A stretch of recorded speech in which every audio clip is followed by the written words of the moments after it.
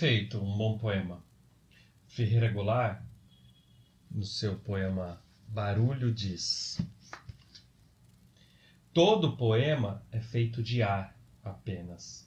A mão do poeta não rasga a madeira, não fere o metal, a pedra, não tinge de azul os dedos quando escreve manhã, ou brisa, ou blusa de mulher. O poema é sem matéria palpável. Tudo que há nele é barulho, quando rumoreja ao sopro da leitura. Já Mário de Andrade, no prefácio de Paulicé Desvairada, diz: versos não se escrevem para a leitura dos olhos mudos. Versos cantam-se, urram-se, choram-se. Seriam os poemas feitos de ar? Seriam escritos para se cantar? O poeta e crítico estadunidense Ezra Pound indica 3 procedimentos básicos para sua criação. 1. A melopeia. Musicalidade dos versos, a partir dos recursos sonoros e fonéticos. 2. Fanopeia. A criação de imagens por meio das palavras é o apelo à imaginação visual do leitor. E 3. A logopeia. Criação da mensagem do poema. Recursos linguísticos, intelectuais ou emocionais. A musicalidade e o ritmo são partes muito importantes de um poema. Bons poetas são capazes de conseguir reproduzir variadas sonoridades. Um trem, por exemplo, em Manuel Bandeira, ou um metrô, em César Magalhães Borges, que, fazendo usos de alguns recursos, como a rima, a assonância, a literação, o eco, a paranomásia. E além da sonoridade, existem outros aspectos importantes que trazem para o poema o trabalho artístico com as palavras. Trabalho este que consiste em carregá-las de significados, ir além do seu uso comum. Corriqueiro, ou seja, valorizar o sentido conotativo das palavras.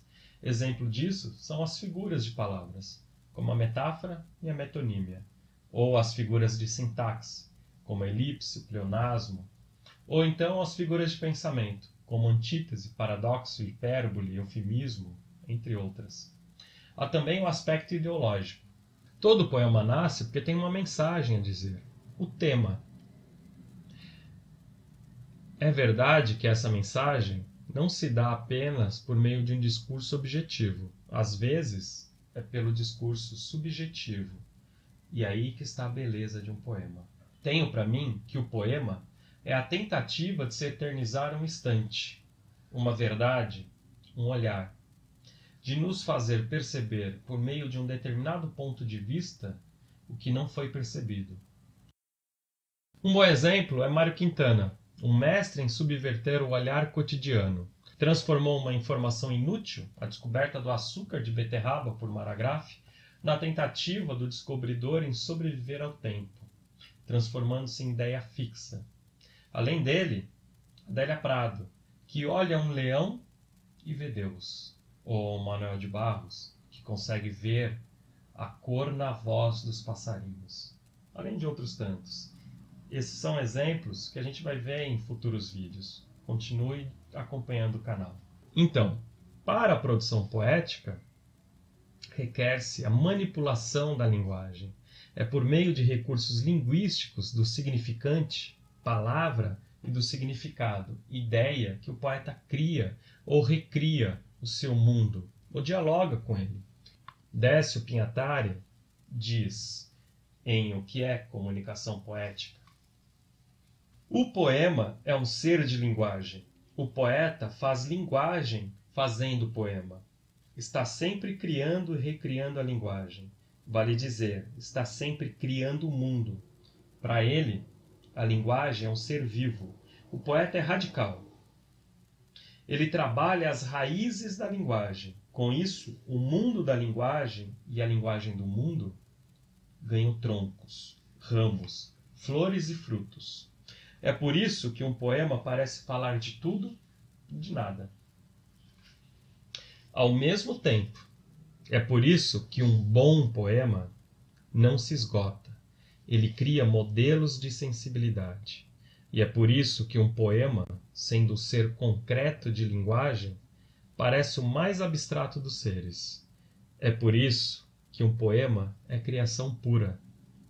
Por mais impura que seja, é como uma pessoa, ou como a vida. Por melhor que você a explique, a explicação nunca pode substituí-la. É como uma pessoa que diz sempre que quer ser compreendida, mas o que ela quer mesmo é ser amada. Esse diálogo que se refere Décio Pinhatari nem sempre é harmônico.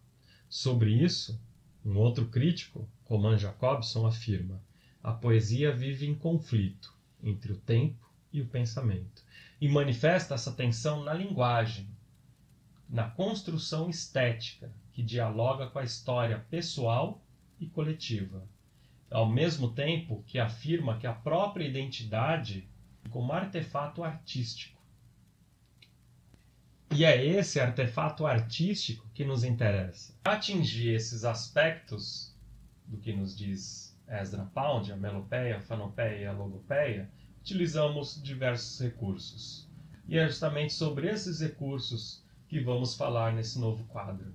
Porque, a partir de hoje, estamos abrindo a caixa de ferramentas. De olho nesse novo quadro, gostou do vídeo? Dá um curtir, compartilha. Tem algum outro exemplo? Esqueci de falar de um exemplo importante? Deixa aí nos comentários. Quer mostrar o que você está escrevendo? Quer mostrar um poema que você gosta? Vamos conversar sobre ele, vamos analisar. Até!